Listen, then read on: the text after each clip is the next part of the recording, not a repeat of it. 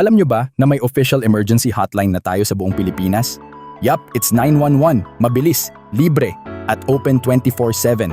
Noong 2018, pinalitan nito ang 117 sa bisa ng Executive Order No. 56 ni dati na Pangulong Duterte. Simula noon, naging one number na lang para sa lahat ng totoong emergency. Sunog, aksidente, krimen, o kahit medical rescue.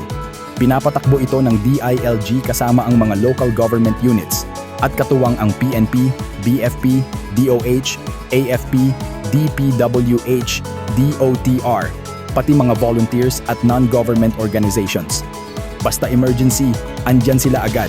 Ang 911 system ay swak na swak din sa unang core leadership pillar ni CPNP Police General Nicolas D. Torre III na swift and responsive public service. Ibig sabihin, hindi lang basta may tumutugon, kundi dapat mabilis, maagap, at may malasakit. Kaya nga pinalalakas pa ngayon ang 5 Minutes Response Time Initiative ng PNP. Layunin nito na makaresponde ang mga pulis sa loob lang ng 5 minuto mula sa tawag. Sa tulong ng 911, mas mabilis ang coordination at mas maaga ang aksyon. Real-time response, walang palya.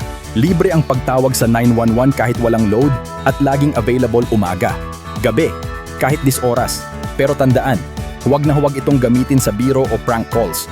Baka habang ikaw ay nagbibiro, may tunay na nangangailangan ng tulong. Kaya, mga kabataang Gen Z, kung may totoong emergency, huwag magpanik. Dial 911 agad. Dahil sa panahon ngayon, real safety needs real action. And yes, your safety is our priority. Dahil dito sa Police Regional Office Calabarzon, ang gusto ng pulis, ligtas ka.